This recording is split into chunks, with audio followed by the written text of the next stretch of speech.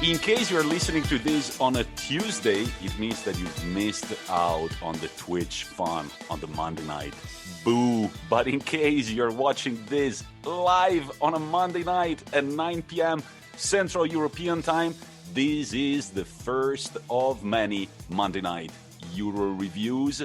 My name is Tommaso Adami, and you can find us on Instagram at Anglo-Italian Pod. And who is my partner in crime? As always, it's my fine self, Rory Sean Criscuolo. You can follow us on Twitter at Italian Anglo Pod. And welcome, guys, to our first Twitch. I'm pretty excited. It's all going to be a bit stop-start at the beginning, I think. You think? But... No, I don't think so. Just follow my lead, Rory. Follow my lead. I trust you. All right, Rory, you want to tell the people who don't know who we are, what we're doing here, why we're here, and who we are especially? So, we are a football podcast that mainly focuses on Serie A and Premier League, but we like to take a look around Europe and maybe this week we might be looking beyond the borders of Europe, so that'll be a treat. But yeah, we're just two mates from Milan, started talking about football, and we thought we'd start trying to annoy other people with our football chat. So here we are. But guess what? It feels like a lot of people want to be bothered by our voices talking about football. So that's there.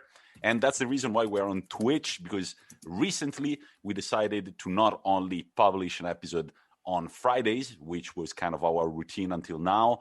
Now we've got a brand new Instagram. I remembered you the handles. If you're on Twitch, you can actually find it there. It's at Anglo-Italian Pod. Basically, we're going to be present all the fucking time. Sorry about the big word, kids. Hopefully there aren't... Go back to Fortnite. Go back to Fortnite. I'm sure they swear all the time too. So what is the new format? Basically, every Monday night, every given Monday night from 9 p.m. to 10 p.m. Central European Time, we're going to be live on Twitch to discuss everything that has happened in the footballing world over the weekend. And then on Fridays, actually, we'll release this very episode as a Spotify, Apple Podcast, and YouTube episode on a Tuesday. And then you just have to wait 3 more days to hear our voices again on Fridays, only on Spotify, Apple Podcast, and YouTube. And Roy, you want to give a little preview of what's going to happen on our Instagram on Wednesdays and Thursdays? So Wednesdays and Thursdays, we are going to be broadening your horizons. Every week you'll be getting an English lesson and an Italian lesson, around 30 seconds, 45 seconds, picking up new words and phrases that we love about the beautiful game in our language. So Tommy will be teaching you Italian, of course, and I'll be teaching you English. And hopefully we'll learn some nice little phrases that you can show off in the pub about when we're allowed back in the pub, right? Right now, as of now, in Milan, we're in the yellow zone. We don't know if you've been following all the color madness in Italy, but regions are given colors by the government, and we're yellow. In the yellow celebrations. That's why Rory is rocking a Colombian kit. So, Rory, I think it's kind of time to start. What are we going to take a look at today? Okay, well, I wanted to look beyond European borders for once, because I was lucky enough to watch, I decided to sit and watch the Copa Libertadores final. Nice. Now, South American football, I always want to watch more South American football, but it's kind of like American football, right? I really want to watch it, but it's always on at like 2 a.m. And you're like, class tomorrow is going to be brutal if I stayed up to watch like Santos against Palmeiras, like, you know what I mean? But they thought about us European cousins, and they put the kickoff at 9 o'clock European time. So I sat down. Thank you for that, guys. Yeah, and the missus, thank you. On a Saturday night, me and the girlfriend settled down to watch Santos versus Palmeiras. I'm sure Tiziana was excited. Shout out to Tiz. I did have to have it on the laptop while she watched House. But anyway, the game was absolutely terrible. It was 0-0, and it made me think about, all the stereotypes you see about South American football, and you think, they can't be true. I don't like talking about these stereotypes. Honestly, most of the game, people were rolling on the floor, just like pretending to be hurt. There was I think for the first half, there was 8 minutes added time, and then there was 10 minutes added time at the end of the game as well. It was just stop-start the whole thing. But the last 8 minutes of the game made it all worth it. So nothing happened. Tell us about it. Nothing happened the entire 88 minutes. And then the Santos manager, Cuca, who I put something on our Twitter, I don't care if it's a superstition, but he was horrifically underdressed for a cup final. He was wearing jeans and a t-shirt, and it was just like a t-shirt with like the Madonna on it with Jesus, right? So it's obviously some religious. It was an awful t-shirt, but I just thought he was really underdressed for a final, and it really annoyed me. But anyway. How would you dress for a final? Let the listeners and the viewers know. I dress more formally when I play Football Manager hungover in my living room than he dressed for that final. Like, wear a shirt, a collar. Come on, a collar. At least. All right. I take a picture next time that you play Football Manager. I want to check out your tie, right? Yeah, well, that's only when I get to cup finals, Tommy. But okay, so the manager was underdressed. Yeah, the manager was underdressed. How did this influence the game in any way? Right. Getting beyond that, the actual football, he gets sent off in like the 90th minute because he tries to take the ball from the opposition defender while it's off the pitch. Mm-hmm. A fight ensues, right? Everybody's kind of pushing and shoving. The manager gets sent off and sent to the stands, at which point his fans and the Santos fans are both giving him loads of shit, right? Yeah, I can He picture. gets into the stand, and then literally that second, the Palmeiras player who's just come on is running into the box. The guy puts the ball in, 90 minutes plus 9. Nice. Spins it into the box, header, beautiful header, like arcs it over the goalkeeper, straight in, like almost hits the post, but just slides down the net in a beautiful way. Game one, Sexy. Right? They go crazy. And it was such a great ending to the game for a game that was so terrible. And I think it was... I saw a tweet about it. I think it was like Jack Pitt-Brook. He writes for The Athletic, and he was talking about South American football is kind of like math rock. And I thought it was a really good analogy. What does that mean? What does that mean? He's like, when you first hear math rock, all the timings are off and it sounds really weird. And you're like, it's good, but it's not like anything I've ever heard before. Yeah. It's like South American football. The timing's all weird. People are doing things you've never seen before. But if you give it a chance, you really enjoy it. And I think it was a really good analogy. And I think, yeah, it was just very South American, the game. It's everything I expected. I wanted a red card, to be honest. I wanted a red card on the pitch. A few red cards, right? Red card and then a big brawl and two more exactly. red cards. Give the people what they want. But, we had a manager sent off. And congratulations to Palmeiras. They lift the trophy.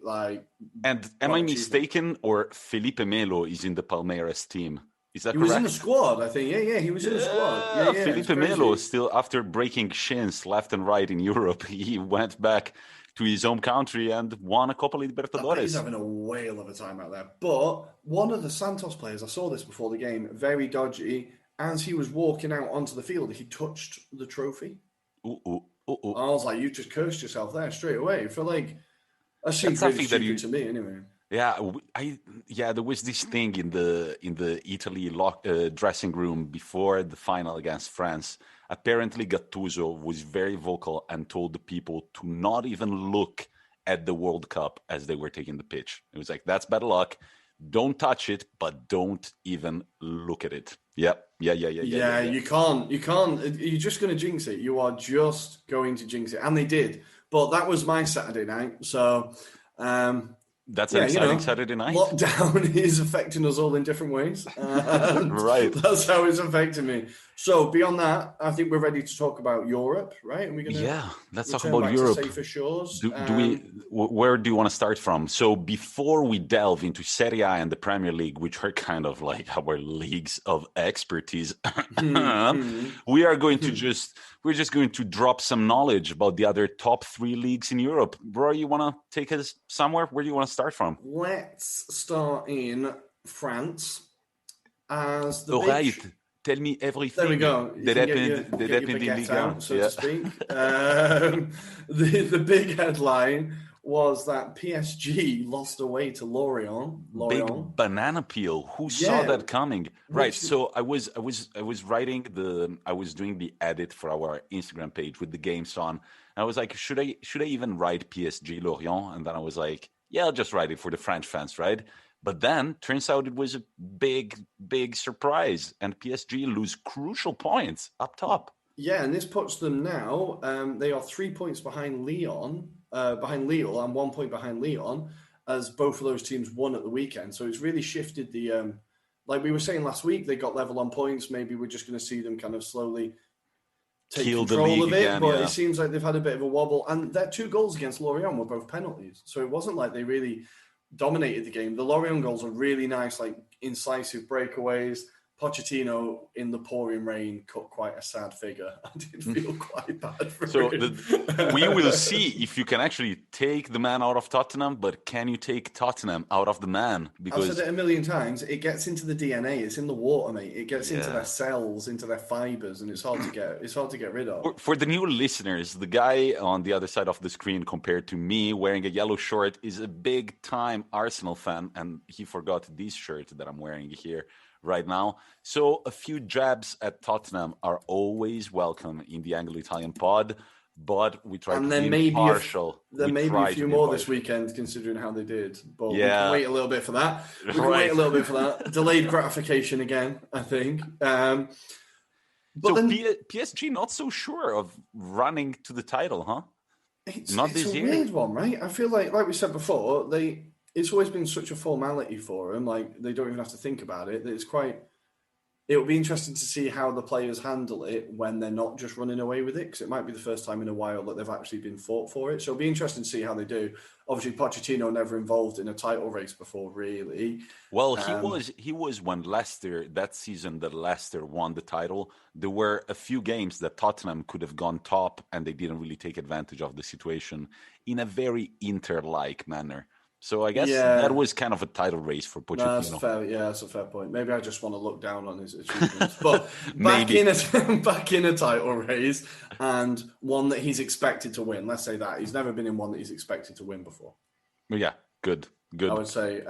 So that was France. But the main headline was Marseille fans setting fire to their own training ground. How did they do that? I'm very curious. You told me, I didn't know about this news, and then you wrote that to me. We should definitely talk about it. And I was like, what? I saw the videos on Twitter. They set fire to the trees outside the training ground in protest to their season and how terrible it's all going.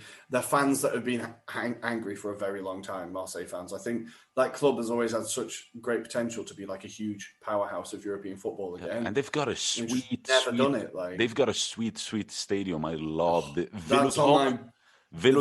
Yeah. That's on my bucket list stadiums to visit. I think the atmosphere there always looks incredible. They've got a really cool shirt all the time. And their squad is actually pretty decent. Like, Payet is still like an absolute baller. They've got some like really good players.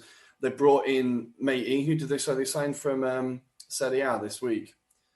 Milik, right? Yeah, they got Milik. They brought in Milik, and they're starting to maybe they're starting to try and build a team, but the fans weren't happy anyway. So in typical measured Marseille style, they just set fire to the training ground. What? As if it was the tree's fault, right? That Marseille are not performing. I always think that, and I know because it happened in Sporting last year as well in Lisbon, where they started like threatening the players outside the training ground stuff, and it happens in Italy sometimes, right? Yeah, like you do get. Supporters can get pretty The supporters waiting for explanations. It's very mafia-like. It's just scary, and there's no player who's going to react positively to that. Like, no. Playing for fear does not seem like a good motivator. Yeah. There were a few times that fans were even allowed in the San Siro garage where the cars are parked. They were allowed in with a mediation from the president or the manager or the captain, usually Zanetti, to discuss with the team when results were going very bad. But not as far as setting the training ground on fire. So we'll follow up on that one. We will see how it goes there, because that could get more interesting. Because as we all saw, their Champions League campaign was absolutely terrible. Yeah, and their league campaign hasn't been much better. So, Rory, now that we're done with France, take a look at our Twitch. I can't see it because we're old people. We have got Slack. Oh my god, I can't speak. Slack musician. Talking about Spurs being Spursy, the time they managed to come third in a 2-horse race. Nice. Of course, referring to when they lost to Leicester. And we have Mr. Kobayashi, who is very, very angry about the fact that you're wearing an Arsenal shirt. Bryce, I love you, man. I'm very sorry about this, but it's kind of a cool kid. And I feel he is a cool kid, and I've told you, he's brainwashed. Rory agreed with me on this one. Look, for the listeners on Spotify, you should just join in on the Twitch fun. But look at this. If I remove my headphones, I could kind of look like a 1990s Arsenal player, like a sort of